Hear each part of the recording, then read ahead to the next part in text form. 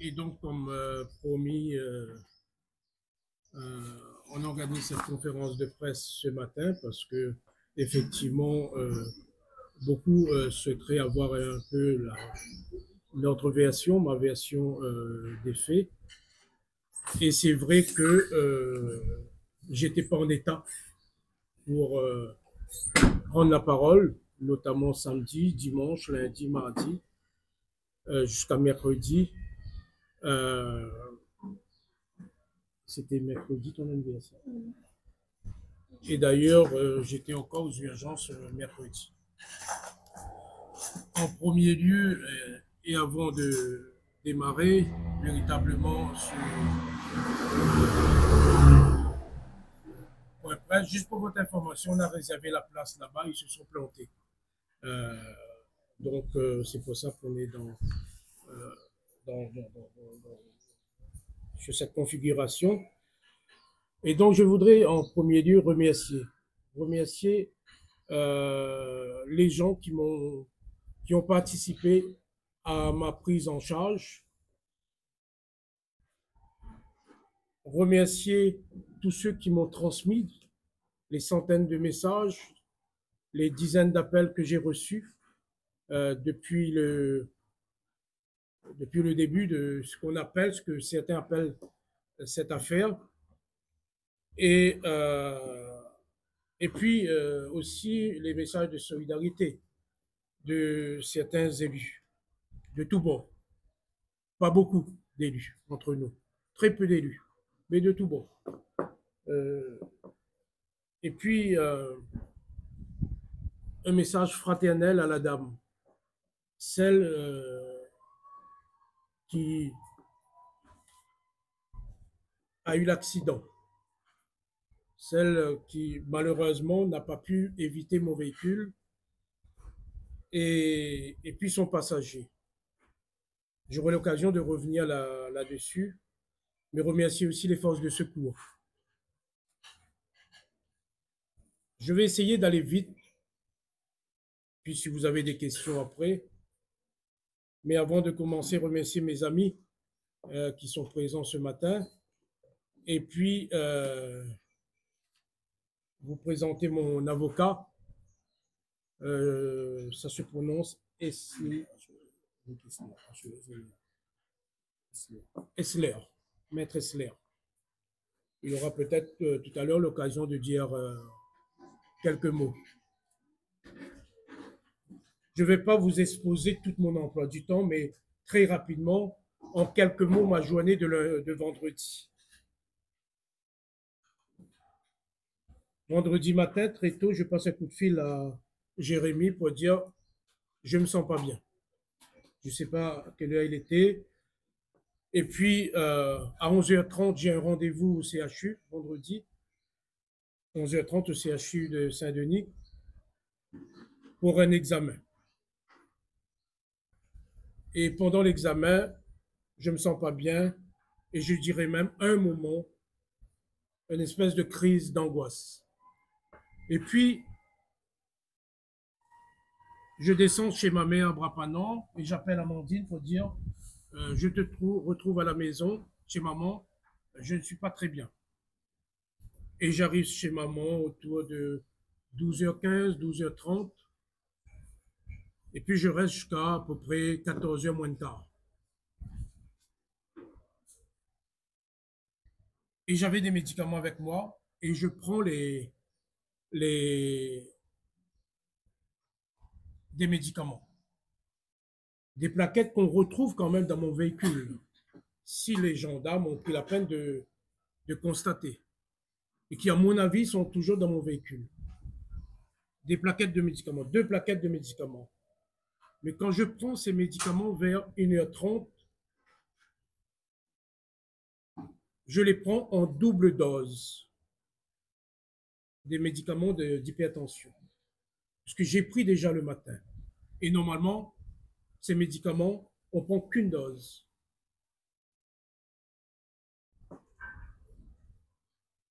Et donc, après, vers 14h, je suis à la banque, à Brapanon même, Et j'appelle ma mandataire financière pour dire, est-ce que tu peux me transmettre par message euh, mon, le RIB pour pouvoir faire un virement.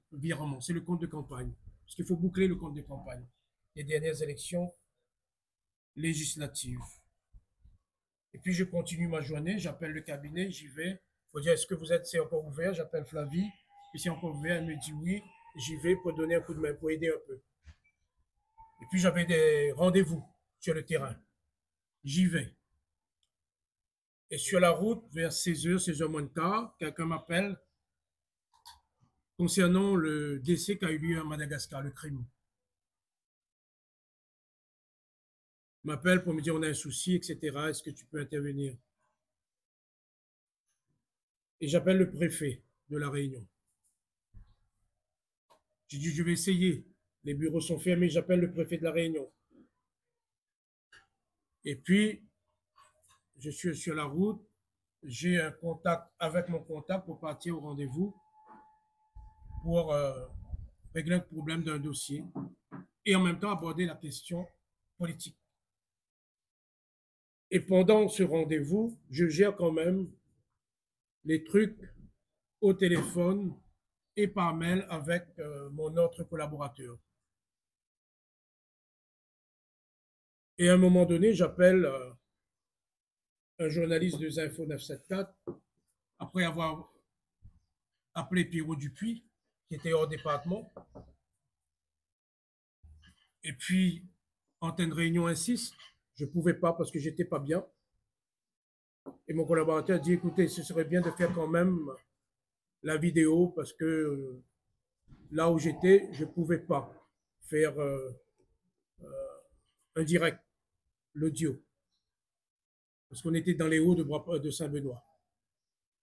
Je fais quand même la vidéo. Je fais l'effort et j'envoie. Ça, à travers des allers-retours entre mon rendez-vous et la cour de cette personne, sa cour. Et d'ailleurs, sur cette vidéo, le soir même, un de mes collaborateurs, pour ne pas citer son nom, Jasmin Moutoussami, dit pourquoi tu as cette tête? T'es pas bien. La tête est bizarre. Et puis je continue mes rendez-vous. À 21h30, j'appelle Amandine pour dire est-ce que tu restes chez tes parents? Est-ce que tu restes chez tes parents? Et je ne vous donne pas plus de détails. Et puis je continue quelques contacts, quelques appels téléphoniques. Je reste sur Saint-Benoît. Me sentant pas bien, je prends la route. Direction Saint-Denis. Le CHU. Donc, je quitte Saint-Benoît. Ma tête, c'est le CHU. Parce que là, ça va pas vraiment. Ça va pas. Ça a démarré par des sensations de froideur au niveau des pieds et puis des mains et ça monte. Ça vous bloque, ça redescend.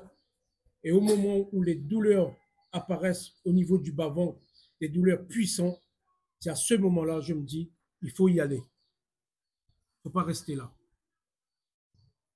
On peut poser la question, mais pourquoi le CHU? Mais pourquoi pas le GHR, puisque j'étais à Saint-Benoît? On peut poser cette question. Mais Amandine peut peut-être apporter la réponse. Oui. En fait, une semaine avant, donc samedi avant l'accident, notre fils était malade. Donc, on l'a emmené au GHR. Il avait une bronchiolite qui s'est transformée en fièvre. Et on ne savait pas pourquoi il continuait à être mal. Et donc, arrivé au GHR, on fait ses examens. Et puis, à la sortie, on lui donne ses résultats d'analyse. Et là, qu'est-ce qu'on voit? C'est des résultats d'un enfant, d'une autre personne qui était à ce moment-là également hospitalisée, mélangés à ceux de notre fils. Donc, ce qui fait qu'en termes de conclusion, c'était un mix des deux résultats. Donc, en termes de confidentialité, on s'est retrouvé avec des résultats à moitié pour notre enfant et puis les résultats d'un autre enfant également. Donc, ce qui fait qu'il y a une rupture de confiance. Et le dimanche, ensuite, la fièvre continue. Et c'est là que nous, on emmène la reine aux urgences du CHU et il est pris en charge à ce moment-là. Donc, c'est pourquoi je pense que Jean-Hugues, à un moment donné, s'est dit autant aller au CHU de Belle-Pierre. Donc, voilà. Donc, j'ai la preuve. Hein. Bon, après, j'ai pas non plus dévoilé l'identité de la petite fille, mais vous pouvez voir sur ces documents que c'est un mix de résultats de deux enfants qui ont été mélangés et la conclusion a été mélangée également. Et Amandine avait ces informations, mais elle ne m'a pas dit samedi soir. Elle m'a dit ça seulement dimanche. Le dimanche, le lendemain, où on a emmené Naren aux urgences. J'étais en colère ce dimanche-là. Parce que le matin, c'était l'anniversaire de ma maman, 86 ans. L'enfant pleurait, avait les joues gonflées, rouges, beaucoup de fièvre. Et le jour de l'anniversaire de ma maman, il y a l'enfant qui pleure et maman qui pleure. C'est son anniversaire. Et quand Amandine, à un moment donné, quitte, on était à Brapanon, quitte Brapanon pour venir sur Saint-Denis. Parce qu'elle était jury pour l'élection de Miss Réunion et c'était les préparatifs, les préparations. Je dis, écoute, à ton retour, passe, récupère-moi. Et à son retour, elle m'appelle, elle m'a dit, je ne te récupère pas, je pars directement récupérer l'enfant, j'emmène au CHU. Mais pendant toute la semaine, à aucun moment, on a dévoilé ça. On l'a dit à quelques amis. C'est arrivé dans l'oreille de quelques personnes, puisqu'on m'a répété après. À aucun moment, on a dévoilé ça. Parce que je me suis dit, peut-être que le médecin était fatigué. Peut-être que le personnel était fatigué. Peut-être qu'il y a un manque de personnel. C'est un problème de service public. C'est le problème qu'on constate dans tous les services. Mais c'est resté là. Parce que je me suis dit, si ça arrive à mon enfant, l'enfant du soi-disant député, à l'enfant d'Amandine, personnel du GHER, elle est psychologue au GHER. Ça veut dire que ça peut arriver à tout le monde. Et Amandine me dit, j'appelle le médecin pour faire la remarque, parce que sa maman est infirmière. Elle regarde les documents et dit, il y a un problème. Mais entre-temps, il n'y a pas eu de médicaments, il n'y a eu rien pour l'enfant. Mais l'enfant continue à souffrir. Et moi, j'ai gardé ça parce que je dis, est-ce que je dénonce ou est-ce que je garde? Et je prends les motifs. Et ça reste. Parce que je me dis, sûrement, ça arrive à d'autres personnes. Sûrement, ça arrive à d'autres personnes. Parce qu'elle, quand elle appelle le médecin répond quoi? Mais ça arrive. Ça arrive. C'est la réponse du médecin du GHER. Quand ça, c'est dans votre tête, ben vous partez au CHU. Vous partez au CHU. Et puis, en route, sur la route, je ne me sens pas bien. Je reviens ce vendredi, 7 jours après, hein, ce qu'on a vécu au GHER. Et là, je suis sur la route. Je dis, j'y arrive. Je vais arriver.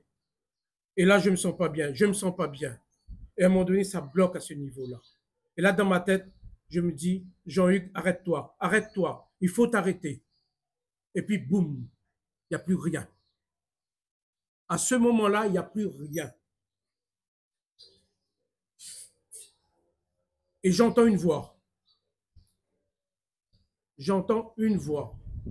Monsieur Ratenon, est-ce que ça va? Monsieur Ratenon, c'est la voix que j'entends. Une seule voix. La voix d'une dame. Une voix douce et apaisante qui me ramène de là où j'étais. Je vous le dis très sincèrement, je ne suis pas comme les autres élus. Peut-être comme lui. Je ne suis pas comme les autres. Moi, je dis les choses. J'étais dans une boule blanche, avec beaucoup de lumière. Et là-dedans, et il n'y avait rien d'autre. Là-dedans, j'entends la voix de cette dame. Et à un moment donné, plus rien. Plus rien. Que des flashs comme ça. Un coup c'est blanc, un coup c'est noir. Un coup c'est blanc, un coup c'est noir. Et là, on me rapporte après ce qui s'est passé. Après cette voix, après un coup c'est blanc, un coup c'est noir, je vois deux blouses blanches devant moi. c'est le personnel médical. Là, à ce moment-là, l'accident n'existe pas pour moi. Je n'ai pas vu les pompiers n'existent pas pour moi. Les gendarmes n'existent pas pour moi. Les gens qui étaient là et qui ont participé au secours, parce qu'on m'a rapporté après, n'existaient pas. Il n'y avait qu'une voix. Et puis 2 blouses blanches devant moi. Est-ce que j'étais conscient, inconscient? Je ne sais pas. Semi-conscient, je ne sais pas.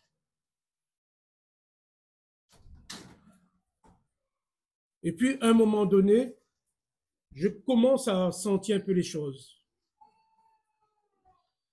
Et une des blouses blanches, c'est-à-dire sûrement la médecin ou l'infirmière, me dit, votre collaborateur est dehors.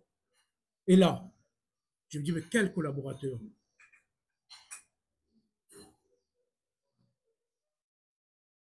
Et après, quelqu'un arrive et me dit, Capi est là. À ce moment-là, je dis, Capi, c'est mon ami. Je dois partir. Je dois le rejoindre. Il est là, il est présent. Mais je ne le vois pas encore. Et puis, on me propose de faire l'électrocardiogramme. C'est fait. Et je pose la question, est-ce que c'est bon? On me dit oui. Si l'électrocardiogramme est bon, pour moi, j'ai pas eu de crise cardiaque, j'ai pas eu d'AVC dans ma tête. Donc c'est bon, c'est bon, c'est bon, je m'en vais. Je pars. Et je sors. Mais je suis dans le hall. Je ne comprends rien. Quand je sors, je ne comprends plus rien. Mais je sais que je suis dans le hall. Mais où est-ce que je suis, je ne sais pas. Est-ce que je suis au CHU? Est-ce que je suis au GHER? Est-ce que je suis dans un cabinet médical? Je ne sais pas. Ou est-ce que je suis dans une salle? Je ne sais pas. Je prends mon téléphone et j'appelle. Puisqu'on m'a dit Capi est là, est-ce qu'il est là vraiment? Je l'appelle et il me répond. Il est 3 heures. 3 heures. Je l'appelle. Il est 3 heures parce qu'on a vérifié après nos appels après. Je dis, mais Capi, t'es où? Il me dit, je suis là. Retourne-toi. Je me retourne. Et je le vois. Quand je le vois, je suis en confiance.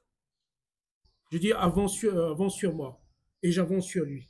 Et il met la main sur mon épaule et il dit, allons. Faut rentrer. Je dis, allons-y. Je veux partir chez moi. Parce que je ne sais pas ce que je fais là. Mais au moment où je le vois, je prends confiance et je deviens presque totalement conscient. Conscient de la situation. Mais l'accident n'existe toujours pas pour moi. Rien n'existe. Et peut-être. Je peux me permettre de moi c'est Capi sur la mission du Japon. Le soir, je suis le seul témoin qui était avec lui au CHU. C'est moi qui arrive au CHU. Je demande à le voir. Et quand je demande à le voir, j'ai affaire à un soignant qui me demande d'attendre. Donc j'attends. Et comme il le dit, il m'appelle à 3 heures, il m'a dit je suis là. Et je suis là, et il me rejoint à l'extérieur. Et quand il me rejoint à l'extérieur, j'ai suivi d'un médecin qui m'aborde et qui me demande, là, je suis son ami, je dis que je suis son ami et que je suis également sapeur-pompier. Donc je crois, et elle m'explique la gravité des faits, qu'il a eu un accident relativement grave, qu'il a subi un gros choc et qu'il faut absolument qu'il voie un médecin. Je lui dis que je prends l'entière et totale responsabilité de M. Ratnon, parce que moi, je suis en pleine possession de mes moyens. Et je lui dis, écoutez, il n'y a pas de souci, je me charge de l'emmener vers un médecin. Là-dessus, il n'y a pas de souci. Et là-dessus, elle me dit, d'accord, si je le prends, elle m'accorde sa totale confiance. Et ces mots à elle, à ce moment-là, elle me dit, il a eu un gros choc, mais il refuse le protocole de soins. Son texto, ce sont ces mots. Il refuse le protocole de soins. Et quand on sort du hall, elle me suit, accompagnée de M. Ratnon, et il y a 2 gendarmes également qui me suivent. Il y a des gendarmes qui me suivent jusqu'à ma voiture. J'installe mon ami dans la voiture et je demande à un premier gendarme, enfin non, la médecin lui demande à M. Ratnon de me faire soigner et il lui répond je ne suis pas obligé de me faire soigner ici. Voilà ce qu'il lui répond à la médecin. Et je demande au premier gendarme, est-ce que je peux partir? Il me dit que lui, ça ne le gêne pas, il faut qu'il va avec le chef. Et je me dirige vers le chef, je lui demande, monsieur, j'ai vu avec la médecin, est-ce que je peux partir? Parce qu'il faut d'appeler le médecin, il faut qu'on s'en aille. Voir un médecin, c'est urgent. Et il me dit, vous pouvez partir. Voilà. Donc, c'est à ce moment-là qu'on quitte le CHU. Il doit être entre 3h01 et 3h10, pas plus. Et là, c'est à ce moment-là qu'on quitte le CHU direction l'Est. Voilà. Pourquoi à ce moment-là? À aucun moment, entre le moment où je vois Capi, je sors, avant, je n'ai pas vu les gendarmes. Capi me dit que les gendarmes étaient à côté de moi. Je ne les ai pas vus. Mais dehors, je vois les gendarmes en train de discuter avec Capi. Mais pourquoi les gendarmes ne viennent pas me voir pour me dire, monsieur Ratnon, est-ce que vous êtes conscient? J'aurais répondu oui. Est-ce que vous pouvez souffler dans le ballon, faire le test? J'aurais dit oui, parce que je connais la loi. Je connais la loi. Et je connais que le refus est plus grave que l'acceptation. Le refus est beaucoup plus grave que l'acceptation en termes de peine, en termes de sanctions. Il pouvait me dire, monsieur Ratnon, est-ce qu'on peut faire le test salivaire ou le test sanguin? Pourquoi il ne l'a pas fait? Pourquoi ça n'a pas été fait? C'est la question que je pose. Pourquoi? Pourquoi? Ils auraient pu. Devant témoins, ils auraient pu. Mais, et puis ils acceptent que je pars. Et dans la voiture, Capi me parle de l'accident. Je dis, mais quel accident?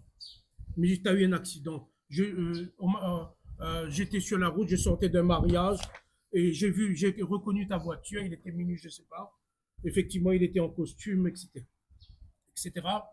Et il me dit, je suis allé sur place, j'ai récupéré tes affaires, quelques affaires dans le véhicule. Et puis, on m'a dit que tu étais parti déjà au CHU et je suis venu directement au CHU. J'ai dit, mais où l'accident? Et en descendant, il me dit, c'est là, là. Je dis, mais comment ça se fait? Pourquoi là? Et puis, il m'explique un peu. Et puis, mais dans ma tête, j'accepte pas encore parce que j'ai pas vécu ça. Je sais pas. Je ne sais rien.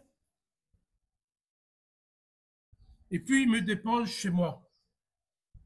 Arrivé là-bas, il n'y a pas la clé. J'ai pas les clés puisque Amandine est restée chez ses parents ce soir-là. J'ai rien dit aussi sur mon état, Amandine. J'ai rien dit. Et puis, Capi me dit, écoute, assis-toi, j'appelle Amandine. Il était quelle heure? C'est 3h59. Amandine ne répond pas. J'appelle. Et Amandine me répond à 4h06 par là. 4h06. Et vous allez comprendre comment c'est incroyable. Et puis, il part récupérer les clés, il ouvre, il m'installe presque, il me dit, repose-toi, Amandine va arriver, etc. Puis je dors, je ne sais plus. Ça, c'est pour la situation. Le lendemain, la dame m'appelle. Le matin, l'adjudant de Sainte-Suzanne m'appelle pour me parler de l'accident, etc. J'ai dit oui. OK. La dame m'appelle et me parle de l'accident. Et je prends encore plus conscience de l'accident. Et elle m'explique. Et je pose beaucoup de questions à la dame. Et puis, je vois avec Parlier. J'ai dit, Parlier, il faut prendre les photos du véhicule. Il faut que je voie le véhicule pour constater que par moi-même que j'ai eu un accident. Il me dit, c'est pas possible le week-end. Et lundi matin, il part très tôt, il m'envoie les photos. Et quand je vois les photos, je dis, oui, c'est vrai. J'ai eu un accident. Il a fait le tour des véhicules, il me dit, il n'y a rien autour du véhicule, seulement sur l'arrière. Et donc, c'est l'aviation de la dame. La dame me dit, j'étais arrêté, les feux étaient éteints, elle n'a pas pu éviter. Et c'est là, je le dis, et je le dis très sincèrement, c'est ma responsabilité, l'accident. J'aurais pas dû prendre le volant quand j'ai constaté que j'étais pas bien. Je le reconnais et j'assume cela. J'assume d'être à l'origine de l'accident. J'assume que cette dame n'a pas pu m'éviter, a eu l'accident à cause de moi. Parce que j'aurais dû à un moment donné dire je ne prends pas le véhicule. Mais je voulais déranger personne. En général, quand je suis fatigué, très fatigué, j'appelle Jérémy ou bien Eric. Mais j'ai toujours refusé d'avoir un chauffeur. J'ai toujours conduit mon véhicule. Tous ceux qui me connaissent, qui me croisent, savent. Ça, c'est ce qui s'est passé. Et puis j'apprends, par voie de presse. Je vois des éléments arriver. Et c'est là où on se dit, mais il y a un problème. Qu'est-ce qui se passe? J'ai jamais croisé les gendarmes, seulement dehors, je les ai vus. À aucun moment, ils m'adressent la parole. Et là, on dit, ben écoute, qu'est-ce qu'on a dit? On a dit, il a refusé en faisant valoir, en montrant sa carte, en faisant valoir son immunité parlementaire. Comment je montre ma carte? J'étais totalement inconscient et la dame témoigne. Concernant comme j'ai dit auparavant, j'arrive je reviens d'un mariage, je vois l'accident, je fais demi-tour, je reviens sur l'accident. Et au moment où j'arrive, l'ambulance est partie, donc j'attends plus là. Et je vais vers sa voiture, je récupère dans sa voiture 3 éléments importants, je sais l'importance de ces éléments-là, à savoir son écharpe, sa carte parlementaire et son macaron. Donc, quand j'apprends qu'il a fait valoir, qu'il a brandi sa carte pour faire valoir son immunité parlementaire, j'aimerais qu'on explique aux Réunionnais comment il a pu brandir une carte qui était avec moi dans ma voiture. Parce que même les gendarmes savent que j'ai pris ces éléments, ils m'ont vu faire. Et même dans ma déposition, parce que j'étais entendu également, j'ai été convoqué, dans ma déposition, je dis clairement que ces 3 éléments étaient à ma possession. Donc, ce que je n'arrive pas à comprendre, c'est comment il a pu brandir une carte qui était à ce moment-là dans ma voiture, en ma possession. Les gens m'ont expliqué pourquoi les pompiers étaient là. Parce qu'on m'a dit qu'ils étaient là.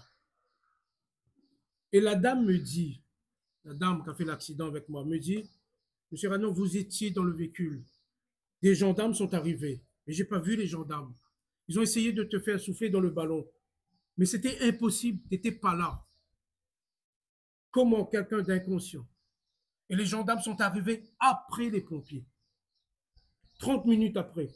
Pas après les pompiers, 30 minutes, mais 30 minutes après l'accident. Mais à peu près une dizaine de minutes après les pompiers. Comment je peux récupérer, prendre ma carte, emmener dans le camion de pompiers, montrer, faire valoir mon immunité et ramener la carte dans le véhicule? C'est impossible. Et en même temps, si j'étais conscient, l'immunité parlementaire ne joue pas. Dans ce cas-là, il n'y a pas d'immunité parlementaire.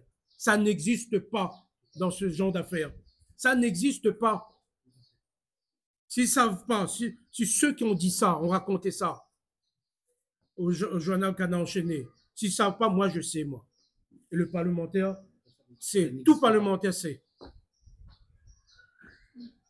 Juste pour citer les propos de la personne, de la conductrice qui était là sur le moment de l'accident, dans l'article du Montrouge, elle dit bien il ne pouvait pas parler ni bouger. Il n'avait aucune carte sur lui et à aucun moment il n'a pu s'adresser directement ni aux pompiers ni aux gendarmes. Donc je pense que quand même, cette femme, elle ne va pas mentir. Elle a été victime d'un accident, comme le député. Et à ce moment-là, elle témoigne. Elle témoigne pourquoi ce témoignage-là n'est pas pris en considération. Et on se pose la question. Elle témoigne. Le passager témoigne. Capi témoigne. Ils sont même allés chez Jérémy pour poser des questions. Je ne sais pas s'il y a eu d'autres témoignages. Tous les gens qui ont témoigné, qu'on dit, ils ne sentaient pas l'alcool. Il n'a pas fait ci, il n'a pas fait ça. Tous ces témoignages ne sont pas pris en compte. Seuls 4 témoignages sont pris en compte. J'arrive après dessus. C'est là où démarre la machination. Puisqu'on me dit qu'au moment où les pompiers quittent le lieu, pour les gendarmes, c'était fini. À leur niveau, c'était clos. C'était fini. Pourquoi ça redémarre après? Pourquoi ils arrivent au CHU après Capi? Pourquoi ils arrivent après? Parce que pour eux, c'était fini. Et à un moment donné, l'ordre est donné d'aller au CHU. L'ordre est donné d'aller au CHU. Et c'est là que commence la cabale. C'est là que commence la machination.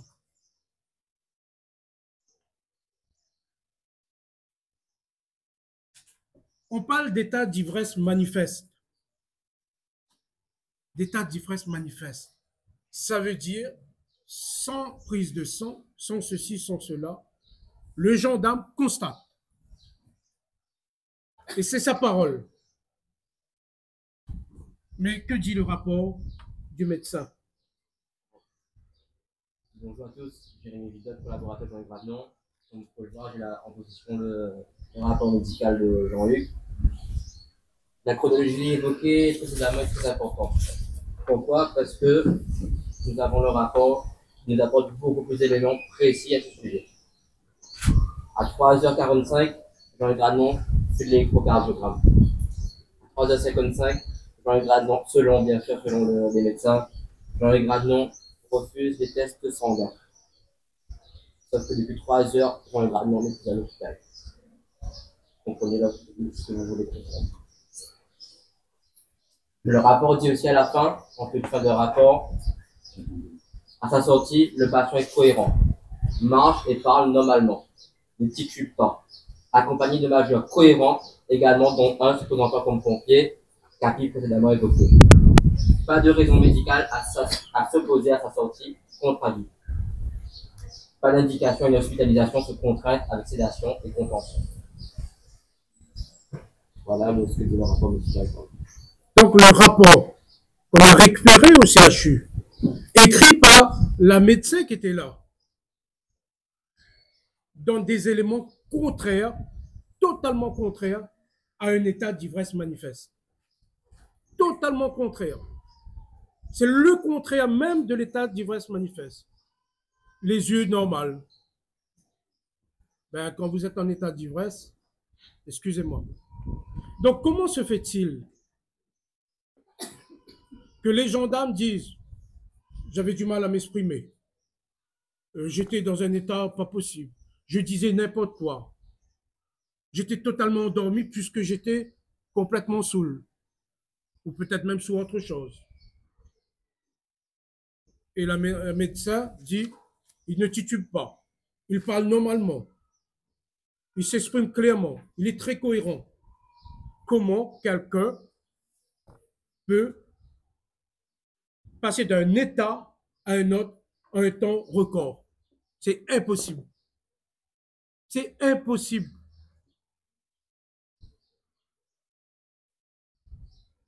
Effectivement, les gendarmes, dans le document de rétention de permis, l'infraction est à 2h30. L'infraction 2h30, c'est-à-dire état d'ivresse manifeste, c'est-à-dire refus de se soumettre au test d'alcoolémie, au test salivaire, etc. L'infraction, et même il parlait de mise à mort de personnes. Ça a été enlevé. Mais c'est dans le document que je dis, hein, mise en danger de la vie d'autrui. Mais ils ont enlevé ça par contre. Ce document qu'ils me remettent chez moi, c'est écrit 2h30. Et la médecin dit que je refuse le test sanguin à 3h55. Il n'y a pas un problème là. Et à 3h55, Capi appelle Amandine pour récupérer la clé, pour que je rentre chez moi. J'étais déjà chez moi. Il n'y a pas un problème.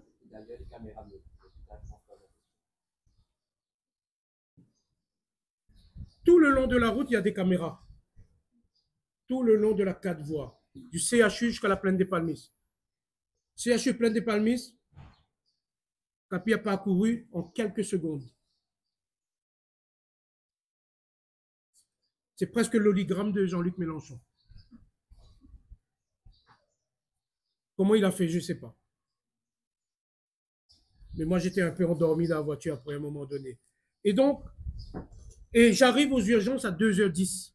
C'est dans le rapport du médecin. J'espère qu'il ne faut pas encore falsifier le document.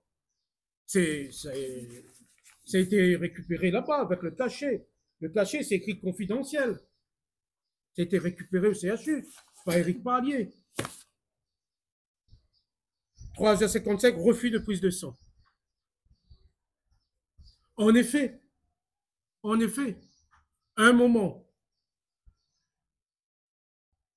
j'entends dans ma tête, la docteure dit, on a fini l'électrocadrage, allons faire la prise de sang et il y aura d'autres examens. Mesdames, Messieurs, et je le dis, les piqûres, ce n'est pas mon affaire. Dès le moment où on me parle de piqûres, j'angoisse. J'ai jamais regardé, de toute ma vie à 57 ans, j'ai jamais regardé une infirmière ou un docteur me piquer. J'ai jamais regardé les piqûres en face. Jamais. D'ailleurs, le soir de l'accident qu'on m'a rapporté, il y avait une ordonnance qui peut être prouvée par mon médecin dans la voiture, qui datait de 3 semaines. Et l'ordonnance est dans ma voiture parce que tous les matins, et le docteur me dénonça un vendredi, me dit, monsieur Radnon, vous n'êtes pas bien. Ça date de 3 semaines, hein? Ça ne va pas. Votre tension est trop élevée pour quelqu'un qui prend des médicaments. Et jusqu'à hier, ma tension était à 16,10 entre nous. Demain, il faut partir faire la prise de sang. Demain. Et 3 semaines après, ce n'était pas fait. Et c'était même, pour m'obliger à le faire, c'était même écrit à 2 reprises dans mon planning de député, par Flavie, prise de sang le lendemain. J'ai dit oui, j'y vais. Tu as fait ta prise de sang? Oui, j'y vais. J'ai jamais fait. Et à plusieurs reprises, comme ça, j'avais des prises de sang à faire, j'ai jamais fait. Parce qu'à ce moment-là, je refuse la prise en charge. À ce moment-là. Médical. Mais à aucun moment, un gendarme m'a dit non, c'est pour l'alcoolémie. S'il m'avait dit ça, j'aurais fait. Parce que je connais les conséquences. Je connais. Très important. Et on a les rapports.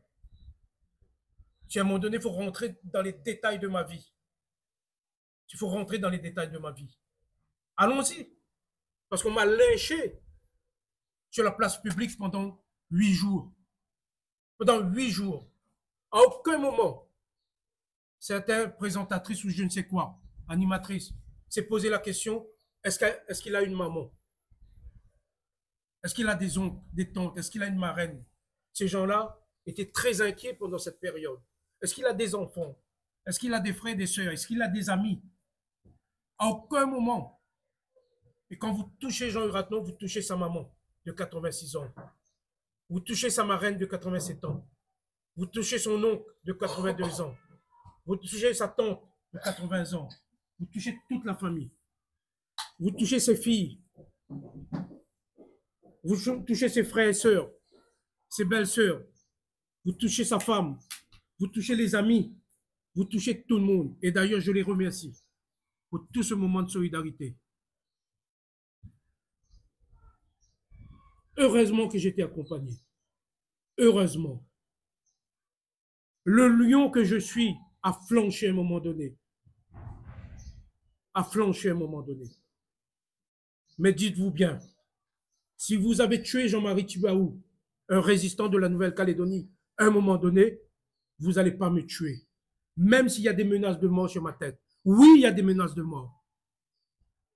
Mais vous n'allez pas me tuer. Impossible. Impossible. Et ce qui tue pas renforce. Au moment où j'ai eu l'audition à la gendarmerie de Sainte-Anne, pendant 4 heures de temps, en sortant, j'ai dit à Jérémie, ça va mieux. Ça va mieux parce que j'ai compris, bien compris l'affaire. Maintenant, je veux me battre. Je veux me battre contre eux. Parce que la justice, c'est mon affaire. Je suis un homme pour la justice. Je suis sortant à 3h56. J'étais assis sous mon garage et j'attendais la clé. À 1 heure de temps de route.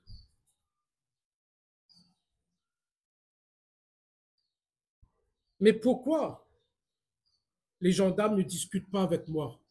Pourquoi ils ne s'adressent pas à moi devant l'hôpital? J'ai fait 5-10 minutes devant l'hôpital. J'étais dans la voiture.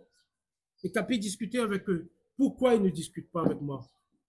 Et pourquoi ils ne me proposent pas de venir à la caserne de gendarmerie pour faire une déposition, pour m'auditionner un peu? Ils me posent la question si je suis d'accord, je ne suis pas d'accord. Si je suis d'accord, ok. Si je ne suis pas d'accord, ben, ils notent. Pourquoi ils ne l'ont pas fait? À quelle heure les gendarmes sont arrivés au CHU? À quel moment ils m'ont dit il faut faire une prise de sang pour l'alcoolémie? À quel moment ils m'ont proposé un test sanguin? À quel moment ils m'ont demandé de signer, de souffler? À quel moment? Ça n'existe pas. En plus du rapport que moi j'estime que ça a été falsifié dans la précipitation, à mon avis, il y avait de l'affolement. Il y a un document, alors même que la médecin dit, dans le rapport, je ne m'oppose pas à la sortie, mais elle fait signer, elle a un document quand même. Tout en sachant que dans le rapport médical, elle précise que Jean-Yves Gratton était accompagné d'une personne majeure, cohérente, dont le pompier ici présent. On découvre dans le rapport, Jean-Yves, un document de décharge signé. Il y a 4 emplacements pour la signature. Le patient, la personne accompagnante, témoin numéro 1, de la famille, amis présents. Témoin numéro 2, personnel de l'unité de porte de l'hôpital. Et personne numéro 3, les médecins. Sur ces signatures, alors même que le rapport le dit, que Jean Gratton est accompagné d'une personne, vous remarquerez que le témoin numéro 1 est l'adjudant, je ne citerai pas son nom pour le bien de l'enquête, un adjudant, un gendarme. Témoin numéro 2, un autre adjudant, un gendarme encore. On se pose la question, pourquoi Capi n'a pas signé? Pourquoi on lui a proposé de signer? À savoir, ce soir-là, je dis clairement, comme je disais auparavant, j'ai dit au médecin, je assume l'entière et totale responsabilité de M. Racnon, je le prends, je l'emmène avec moi. Je me pose la question, pourquoi il n'y a pas mon nom sur ce papier, alors que c'est moi qui dis clairement que j'ai assumé l'entière responsabilité de M. Racnon. Pourquoi j'ai été tenu éloigné de ce document-là, alors que c'est moi qui ai dû signer. Ils ont signé entre eux et on m'a volontairement maintenu éloigné de ce document-là. Alors c'est moi qui ai endossé l'entière responsabilité. Ce document, j'ai jamais vu. Ils auraient dû, au moment où je sors, me proposer de signer ces documents. J'ai jamais vu ce document. Et je le vois dans le dossier. Et pourquoi ils ont mis ce document dans le dossier? Peut-être pour tenter de nous influencer. Mais ils se sont plantés. Encore une fois. Nom et signature du témoin numéro 1. Témoin numéro 1 doit être soit la famille, soit ami présent. C'est l'adjudant. L'adjudant de gendarmerie. Il est de ma famille. C'est un ami. C'est Capi qui aurait dû signer ça. Pourquoi ça n'a pas été proposé à Capi? Témoin numéro 2. Personnel de l'unité de porte. Qui signe? C'est quoi le personnel de l'unité de porte? C'est un personnel soignant qui est là pour vous accueillir ou pour rester à côté de vous. C'est un personnel soignant, salarié du CHU. Et qui signe? C'est l'adjudant, c'est le gendarme qui signe. Il n'y avait pas d'autres témoins Pourquoi n'avoir pas fait signer un note au personnel soignant, au vrai personnel soignant? Pourquoi pas CAPI? Pourquoi ne pas faire signer à la limite un agent de sécurité qui normalement était présent? Pourquoi? Peut-être que à notre départ, CAPI n'était plus là. Peut-être que les autres ne voulaient pas entrer dans cette magouille. Parce que normalement, il y a beaucoup de personnel. Si les gendarmes signent à la place des gens, ça veut dire que sûrement les autres, sûrement, je ne suis pas sûr, personnel soignant ou agent de sécurité présent, ne voulaient pas entrer dans cette magouille.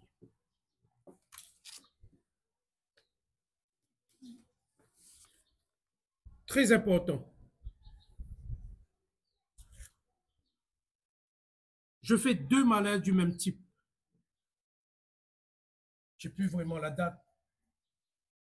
C'était fin 2022 à Paris. Tu es au courant de ça? Perceval était là-bas. Je fais le même malaise en 2022 à Paris. Mais j'étais dans l'appartement, j'étais sur mon lit. Même sensation. Même finalité. Sensation tous les mêmes sensations. Et à un moment, je perds connaissance. J'appelle mon collaborateur. J'appelle Eric Parlier pour dire ça ne va pas. Ça ne va pas. Je ne me sens pas bien, je suis en train de faire un AVC. Et ils s'affolent. Ils appellent l'Assemblée nationale. Il y a des traces là-bas. Et c'est les pompiers de Paris qui débarquent. Les pompiers de Paris débarquent. Mais à un moment, je les rappelle pour dire, n'emmenez pas les pompiers, laissez tomber. Parce que ça monte, après ça redescend vite. Ça redescend vite. Après, je redeviens normal, il n'y a plus de douleur, il n'y a plus rien. Et les pompiers, à un moment donné, me disent, écoutez, il faudra partir à l'hôpital. J'ai dit non. À ce moment-là, après le malaise, à la fin, refus de soins. Et ils m'ont fait signer la décharge. 1 an avant, c'était à Brapanon. Même phénomène. Ce sont les pompiers de Brapanon qui débarquent avec un médecin. Pareil. À un moment donné, j'appelle mon neveu pour dire, dites aux pompiers de ne pas venir. Il dit non, ils sont en route, c'est plus possible de les arrêter. Et d'ailleurs, un pompier n'arrête plus. Ils arrivent sur les lieux dès le moment où ils ont été avertis. Ils n'en feront pas marche arrière. Je crois que c'est le protocole. Ils arrivent, ils me regardent. À un moment donné, le médecin dit, je vous emmène à l'hôpital. À ce moment-là, je me sens bien. Mais dans les 2 cas, totalement endormi. Il fallait à un moment donné me frapper pour dire, parlez avec moi, parlez avec moi. Et ils me font signer une décharge. 2 dates qu'on peut prouver avec les rapports. Le SDIS de la Réunion peut fournir les rapports et on peut récupérer au pompier de Paris. Je crois que on a fait déjà les démarches. Alors je voudrais dire que profiter de la faiblesse d'une personne, profiter d'un malaise et dire, il s'est endormi, il a garé sa voiture au milieu de la route. C'est quoi comme voiture? Alors, la voiture est une 408, nouvelle dernière, et en plus, elle est à embrayage automatique, c'est-à-dire qu'on n'a pas de pédale d'embrayage. Il suffit qu'on enlève le pied sur l'accélérateur, tout le monde le sait, la voiture va décélérer et s'arrêter. C'est une voiture aussi qui n'a pas de clé. J'ai entendu parler de clé. Elle n'a pas de clé puisque c'est les nouvelles clés sans contact et c'est du start and stop. C'est-à-dire, lorsqu'on s'arrête à un stop, lorsque la voiture est à l'arrêt, le moteur s'éteint. Et aussi, c'est les véhicules qui ont ce qu'on appelle les économies d'énergie. À un moment, ça s'éteint. Et je peux même dire, si je peux, quand j'entends parler, c'est écrit que ça part, le choc à 110 km/h, la voiture a été décalée de 32 mètres. Sur ce type de véhicule, à l'arrêt, dans ces conditions, c'est normal qu'un choc pousse la voiture, puisque les freins sont automatiquement enclenchés, mais pas au point de serrage. Parce que quand on est au stop, par exemple, que la voiture s'arrête, la voiture n'avance plus, mais les freins ne sont pas bloqués. Et par rapport aux photos que je suis parti faire pour que Jean-Luc puisse vraiment constater qu'il avait une assurance, il n'y a que le pare-choc arrière qui est touché. Le pare-choc arrière, les ailes, les côtés, rien n'est enfoncé, rien n'est écrasé. C'est le pare-choc arrière. Ce qui mène à dire que la dame avait parfaitement raison dans ce qu'elle dit. J'ai freiné autant que j'ai pu. Donc le choc, la vitesse qu'elle roulait était 110, mais le choc s'est pas produit à 110 parce que sinon, la voiture était dans un autre état et tant mieux elle est comme ça parce que sinon elle aurait été pire. Et pourquoi la voiture était au milieu de la route? C'est normal, ce type de voiture a le système de franchissement de ligne. Du moment qu'il est enclenché, et comme c'était enclenché, dès que vous quittez la ligne de droite ou la ligne de droite, elle vous ramène. Donc même lorsqu'elle ralentit, lorsqu'elle va arriver sur la ligne, elle va vous ramener sur la voie. Vous ne pouvez pas défendre, à moins d'avoir mis le clignotant, mais quelqu'un qui est en train de faire son malaise n'a pas ce temps. Donc automatiquement, le franchissement de ligne étant enclenché, ça ramène la voiture sur la voie de circulation. Voilà quelques explications. Maintenant, on est dans cette situation. Ce qui est fait est fait. Tout ce qu'on a entendu pendant cette semaine, c'est dans l'opinion. Heureusement, et là je salue certains journalistes pour essayer de comprendre la situation avant d'envoyer au lynchage. J'espère que toutes ces explications seront relayées. Mais je vais conclure en disant que dès le moment où je refuse de signer la déclaration, du médecin, elle aurait dû décrire dans le rapport que j'étais en fugue. Elle n'a pas écrit. Donc, c'est pas clair tout cela. C'est pas clair du tout. Pour moi, il y a automatiquement falsification de documents. Je ne dirai pas plus. Mon avocat aura l'occasion de travailler sur le dossier. Mais pourquoi, à un moment, la chasse est lancée? Pourquoi? J'aurai l'occasion de revenir plus en détail là-dessus. Mais j'ai un message. Puisqu'à un moment donné,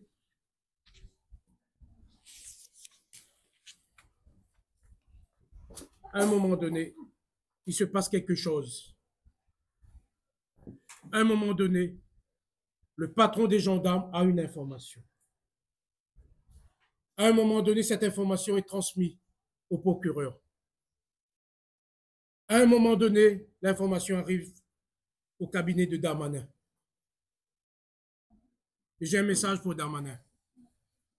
Monsieur Darmanin. Et à un moment donné, ça arrive au canard enchaîné. Ça veut dire quoi? Peut-être voilà le circuit. Et ces inventions de cartes, etc., peut-être que c'est un gendarme, mais je défie quiconque à la Réunion. Je défie quiconque de prouver que j'ai tenté de faire valoir mon immunité parlementaire ou montrer ma carte, qui se présente publiquement et qui informe la population. Je défie quiconque, y compris les journalistes, y compris les animatrices, qui ne fait que vomir chez les gens. Je parle animatrice.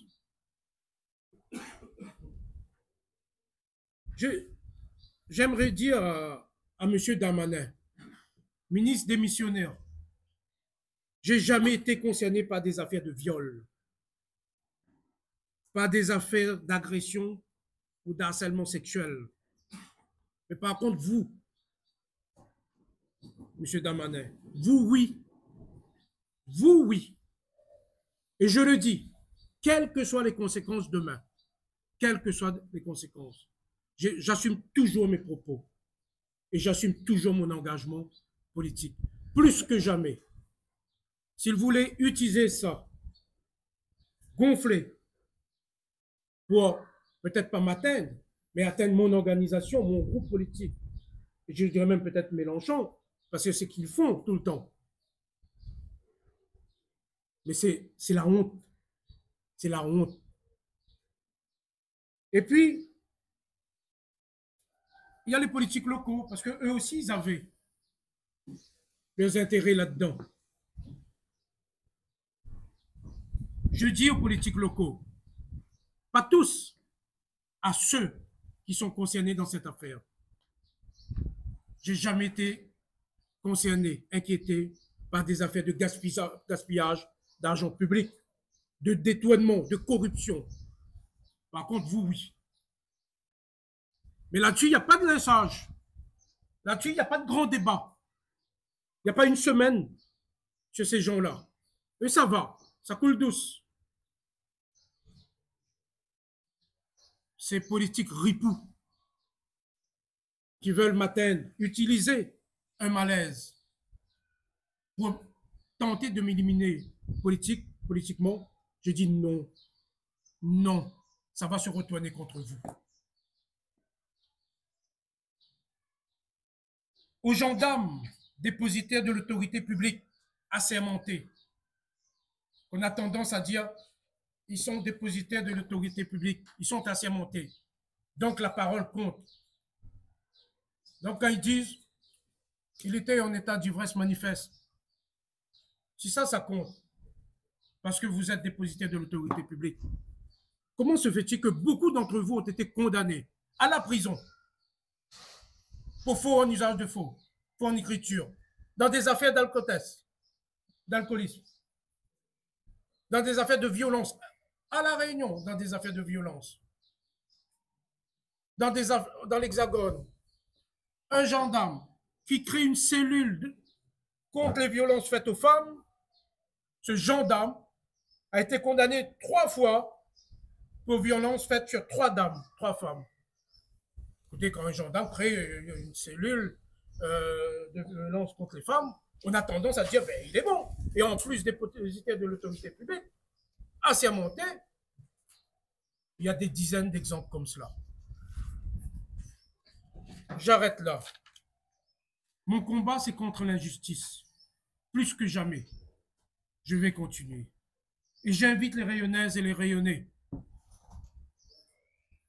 qui sont conscients que l'objectif, c'est d'éliminer quelqu'un, et pas seulement moi, d'autres aussi, et pas seulement dans le monde politique, mais aussi chez les chefs d'entreprise rayonnais. En ce moment, on est en train de tout faire pour tuer des chefs d'entreprise rayonnais, des politiques, d'autres responsables.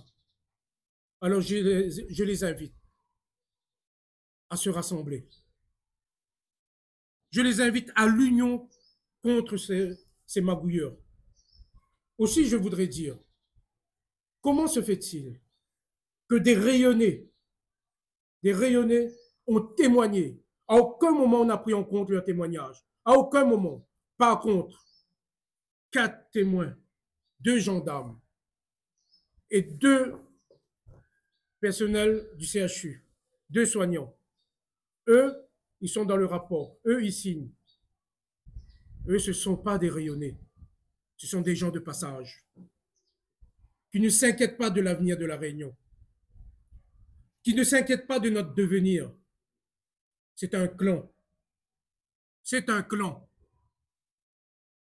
Et je me pose même la question, en dehors de leur petite magouille de ce soir, de ce vendredi soir, et comme ces gendarmes ont l'habitude de temps en temps de partir au CHU, est-ce que de temps en temps, ils se retrouvent en dehors du CHU, en dehors de leurs fonctions? Est-ce qu'ils se retrouvent? Je pose que des questions. Et puis, quelle obédience de la franc-maçonnerie a déclenché l'affaire? Quelle obédience? À cette obédience de la franc-maçonnerie, je dis clairement, vous ne m'aurez pas. Si vous êtes suffisamment courageux, vous les politiques qui sont là-dedans, vous les médecins qui sont là-dedans, vous les gendarmes qui sont là-dedans, alors soyez courageux. Mettez sur la place publique la liste des gens qui font partie de cette obédience. Cette obédience, je ne parle pas des autres, de la franc-maçonnerie. Mettez sur la place publique si vous n'avez rien à vous reprocher. Et on risque d'avoir des surprises.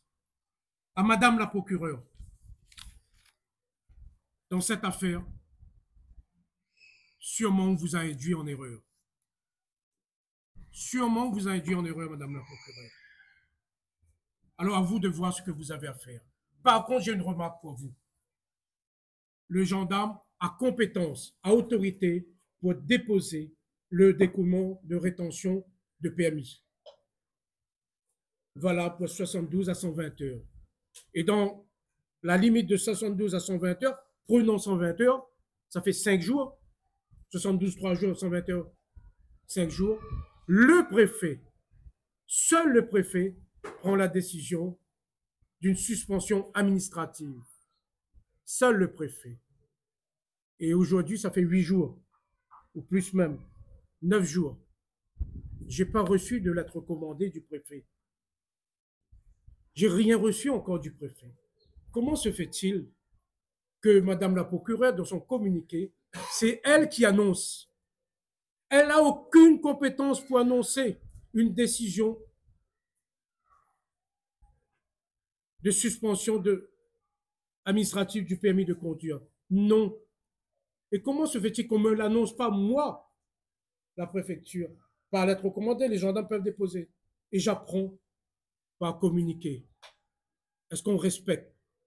Est-ce qu'on respecte les gens là? Et quand on dit que parce qu'il est député, il a voulu passer au-dessus des lois, etc., il a voulu faire ci, il a voulu faire ça. Est-ce qu'on m'a respecté là? Non, on met sur la place publique. C'est le seul reproche que je fais à Madame le procureur, parce qu'elle a été induite dans cette affaire. Maintenant, à ce stade, on verra. Mais ce qui ne tue pas renforce. Et je suis renforcé. Totalement renforcé. Je remercie mon collègue Perceval pour sa présence. Tu as 2 mots. Bien sûr, bien sûr. Bonjour à toutes. Merci à Jean-Hugues et aux camarades de résistance pour l'invitation. Avant de rentrer dans 3 constats politiques que je voudrais partager avec vous, je voudrais simplement dire que je suis ici présent en tant qu'ami, Jean-Hugues Ratoni, en tant que camarade, membre du même parti et du même mouvement, et en tant que collègue, on est tous les 2 députés, comme vous le savez, de la Réunion, pour exprimer ma solidarité avec Jean-Hugues, dont je connais le sérieux et l'honnêteté, et évidemment aussi avoir une pensée pour les personnes concernées par l'accident, dont je constate fort heureusement qu'elles ne sont ni blessées, elles ne sont pas blessées, et qu'elles ne cherchent pas à porter plainte dans cette affaire, bien qu'on les y ait fortement incités à le faire. Donc 3 constats, des constats, pas une analyse, c'est pas ce que je pense, je vais dire à la fin ce que je pense. 3 constats, cette offensive médiatique et policière simultanée a lieu en même temps, la même nuit, qu'une offensive policière et médiatique simultanée face à un autre député de la France Insoumise, M. Sébastien Delogoux, à Marseille, dans une affaire qui ressemble de manière assez proche, qui repose sur des fake news. Je ne vais pas rentrer dans le détail, comme ça a été fait ici pour l'affaire de M. Ratenon, dans celle de M. Delogoux, à qui j'adresse également ma solidarité. Mais je tiens à dire que cela repose quasiment uniquement sur des fake news, donc sur la manipulation médiatique, politique et judiciaire, dans un but, ça a été dit, de détruire politiquement, de salir et de régler des comptes politiques. Le deuxième constat, c'est que tout cela se passe au moment même du coup de force du président de la République. Il n'y a pas d'autre mot, et de l'exécutif. Le coup de force est un mot qui n'est encore pas assez fort, qui contourne le résultat des élections législatives, qui prolonge artificiellement leur présence au pouvoir. M. Darmanin et les autres n'ont plus rien à faire au gouvernement. S'ils considèrent que nous n'avons pas gagné les élections, eux les ont perdues. Et si nous ne sommes pas légitimes à être au gouvernement, eux le sont encore moins. Donc M. Darmanin et tous les autres, vous n'avez plus rien à faire là. C'est dans ce contexte d'un coup de force, et je suis très gentil, politique, qu'il faut comprendre ces 2 offensives, qui sont des offensives médiatiques, policières, et ensuite un peu relayées très certainement par la justice qui n'a pas trop le choix, qu'il faut comprendre ces 2 affaires-là. Le troisième point, qui est aussi un constat, c'est que ce n'est pas la première fois que ça nous arrive. On commence à avoir le cuir épais et un peu d'expérience. Quand on dit nous, c'est la France Insoumise. Car le but n'est pas d'attaquer M. Jean-Hugues Ratnon.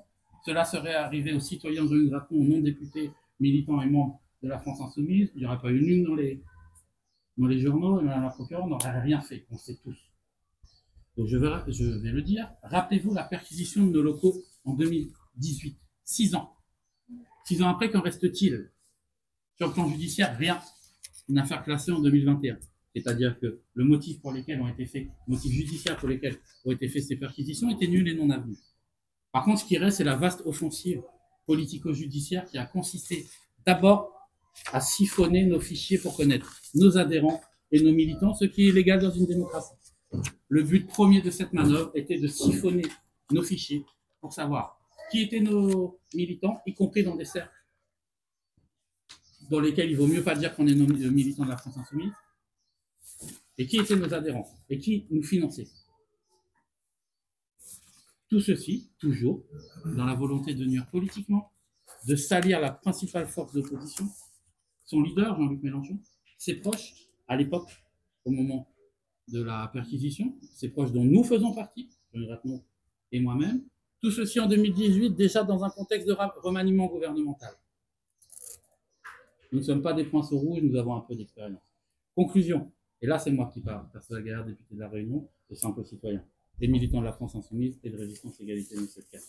Dans un contexte de crise politique inédite et explosive, provoquée par le président de la République lui-même et lui seul, nous savons que nous serons encore victimes de ce genre d'instrumentalisation politique par le pouvoir et certains de ses relais.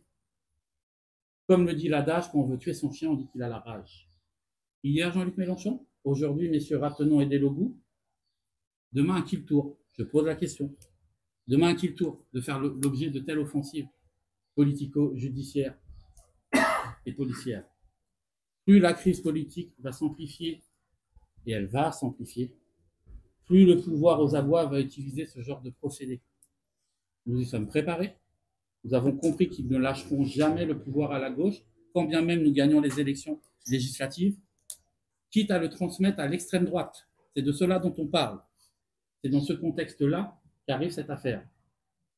Plutôt Hitler que le Front populaire, le slogan des droites et du patronat dans l'entre-deux-guerres, malheureusement, semble toujours d'actualité. En 2024, à La Réunion et en France, comme l'a dit Jean-Luc Rattenon, nous ne lâcherons rien, vous ne nous ferez pas peur. On sait très bien qu'on va être, à un moment, on va venir nous chercher, comme disait le président. Et je pose la question à l'ensemble de la population, aux journalistes, à l'ensemble de la société civile. Pour l'instant, ils viennent nous chercher nous. Ils vont venir vous chercher vous après.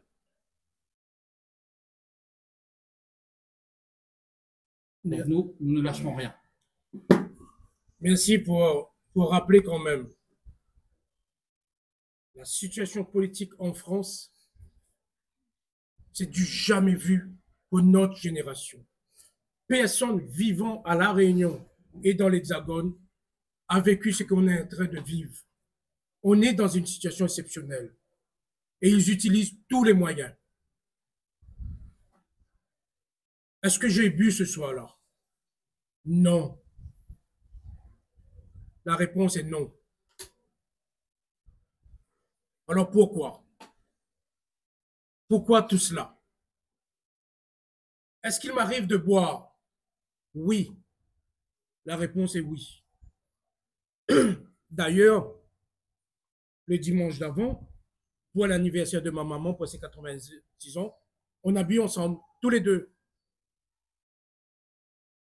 Elle ne boit pas beaucoup. Moi, je prends deux coupes, 2 verres. Elle prend un petit peu comme ça parce qu'elle ne boit pas d'alcool. Mais ce jour-là, on a dit, à 86 ans, tu peux. De temps en temps, dans les services, oui. Mais pas jusqu'à tomber par terre. Et quand ils disent, il était tellement bourré, excusez-moi du terme, qu'il ne pouvait plus conduire, alors que j'étais en train de faire un malaise. J'avais sûrement perdu connaissance. Et tout de suite après, il ne titubait pas, il marchait bien, tout allait bien, cohérent, etc. etc. Posez-vous la question. Posez-vous la question, quand au moment où ils disent dans le rapport, ils quittent l'hôpital, 3h56, eh bien c'est l'heure, à 3h56 pile, c'est l'heure où Capi appelle Amandine pour dire on est là, est-ce que c'est possible d'avoir la clé pour ouvrir parce que la clé est restée dans la voiture accidentée. Et quand les gendarmes disent fais l'infraction à 2h30 et que dans le rapport, c'est dit qu'on m'a proposé la prise de sang à 3h46, posez-vous la question. Et quand les gendarmes signent un document à la place des témoins, posez-vous la question. J'arrête là et si mon avocat veut dire 2 mots. Oui, peut-être apporter quelques éléments pour éclairer un peu tout le monde. Donc, le procureur de la République a décidé donc de renvoyer M. Ratenon devant le tribunal correctionnel le 28 janvier. En considération d'un certain nombre d'éléments qui étaient dans le dossier, mais je voudrais rappeler que c'est simplement une appréciation. C'est le sentiment du procureur de la République que des infractions ont été commises.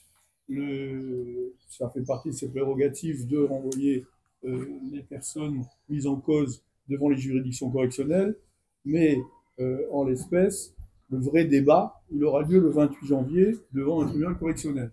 Donc il était important de rappeler que cette communication du parquet, à mon avis, elle était inopportune parce que elle est cadrée. La communication d'un procureur de la République, c'est cadré et ça intervient lorsqu'il y a des suspicions de troubles à l'ordre public ou des intérêts publics qui sont compromis, ce qui n'était pas vraiment le cas. Donc cette communication, elle est justifiée uniquement par rapport à la personnalité du mis en cause. Et ça, c'est important de le retenir, parce que M. Ratenon, il est présumé innocent aujourd'hui, et jusqu'à l'audience du 28, et j'espère au-delà, il est innocent. Il fallait rappeler tout cela, parce qu'il y a un emballement médiatique, bien évidemment, et comme il y a dans ce dossier des enjeux politiques, il ne faut pas tout mélanger. Pas tout mélanger. Cette communication du parquet, elle doit rester objective, elle doit donner des éléments au grand public qui permettent d'avoir une idée de ce qui s'est passé. En aucun cas, elle ne doit orienter une décision future du tribunal correctionnel. Voilà. Donc cette nécessité de neutralité, elle n'a pas, à mon sens, été totalement respectée, ce qui explique pourquoi M. Ratenon aujourd'hui est obligé de donner sa version et de se justifier sur le fond du dossier, ce qui n'aurait dû être fait que le 28 janvier, logiquement. Voilà, moi, je voulais rappeler simplement ces éléments, dire effectivement qu'on aura accès à la procédure très rapidement, donc on aura tous les éléments de cette enquête, mais que d'ores et déjà, à la lecture des premières pièces de ce dossier, il y a de nombreuses contradictions dans cette affaire. Il y a des pressions qui ont été exercées sur notamment des témoins. C'est un dossier dans lequel il n'y a pas eu de blessés, il n'y a pas de partie civile aujourd'hui, de plainte. Des affaires comme ça, il y en a des centaines par jour sur le territoire français, et on a donné donc une importance démesurée à cette affaire. M. Ratenon est un citoyen comme les autres, il doit pouvoir être traité comme n'importe quel citoyen, et dès à présent, il faut pouvoir, encore une fois, rappeler que ce débat aura lieu le 28 janvier. M. Ratenon vous l'a dit, il a l'intention d'assumer ses actes, mais de ne pas assumer des actes qu'il n'a pas commis. On lui reproche 4 infractions. Déjà, il y en a, à mon sens, 2 qui sont incompatibles, mais tout ça fera l'objet d'un débat, et ça sera un débat technique devant une juridiction compétente. Voilà. Pour ma part, je m'en tiendrai à ces propos, je ne m'étendrai pas sur le fond. M. Ratenon l'a largement fait, bien mieux que moi. Merci beaucoup. Pour finir, j'ai une pensée profonde pour la dame, je ne donne pas son nom, elle aura l'occasion de le dire, qui m'a appelé hier en pleurs. Je le dis, moi, je le répète, même si ça ne plaît pas, c'est un journaliste. Et d'ailleurs, ça ne s'est pas passé dans la presse écrite ni télévisée. C'est sur une radio.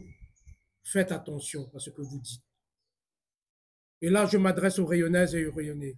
Si une animatrice ou un animateur vous entraîne dans un piège pour faire de l'audimat, et qui dit audimat dit de l'argent, sur le dos des Rayonnaises et des Rayonnais, pour des sociétés, faites attention, parce que derrière, il y a des gens. Parce que cette dame, elle a vu l'accident. Moi, je n'ai pas vu l'accident. Et dans la mesure où elle ne pouvait pas m'éviter, et dans la mesure où j'assume le fait que jamais j'aurais dû prendre le volant, et peut-être même m'arrêter avant, où c'était encore possible, alors j'estime que je suis responsable de l'accident. De l'accident. Et encore,